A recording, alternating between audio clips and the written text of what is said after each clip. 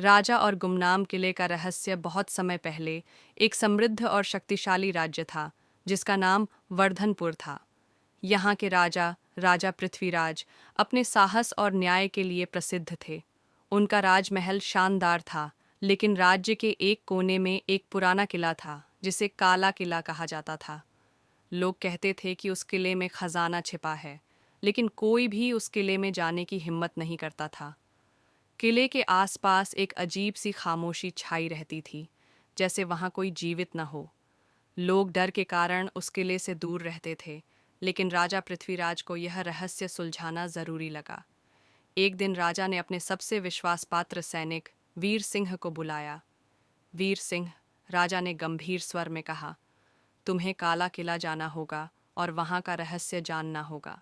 वीर सिंह को राजा की बात पर भरोसा था, लेकिन उस किले की कुख्याति से डर भी लग रहा था। फिर भी उसने अपनी श्रद्धा और साहस से भरे दिल के साथ अपनी यात्रा शुरू की। किले तक पहुंचते पहुंचते वीर सिंह को अजीब सी चुप्पी और हवा का तेज झोंका महसूस हुआ। किले की विशाल दीवारों में किसी रहस्यमय शक्ति का एहसास हो रहा था। जैसे ही वह किले के अंदर प्रवेश करता है, अचानक किले के दरवाजे बंद हो जाते हैं। वीर सिंह को लगा जैसे वह अब बाहर नहीं निकल पाएगा। अंदर अंधेरा और सन्नाटा था, लेकिन वीर सिंह ने डर को नकारते हुए आगे बढ़ने का फैसला किया। अचानक उसे एक आवाज़ सुनाई देती है, तुम्हारे पास जो भी है वह सब तुमसे छिन जाएगा। यह आवाज़ किसी इंसान की नहीं, बल्कि एक खतरनाक राक्षस की लग रही थी। वीर सिंह ने रुक कर चारों ओर देखा, लेकिन कोई दिखाई नहीं दिया। उसने अपने पैरों के नीचे कुछ महसूस किया और देखा कि एक पुराना नक्शा जमीन में गड़ा हुआ था।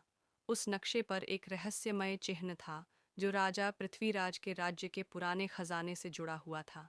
वीर सिंह ने नक्शे को खींच लिया और उसे राजा के पास लेकर आया।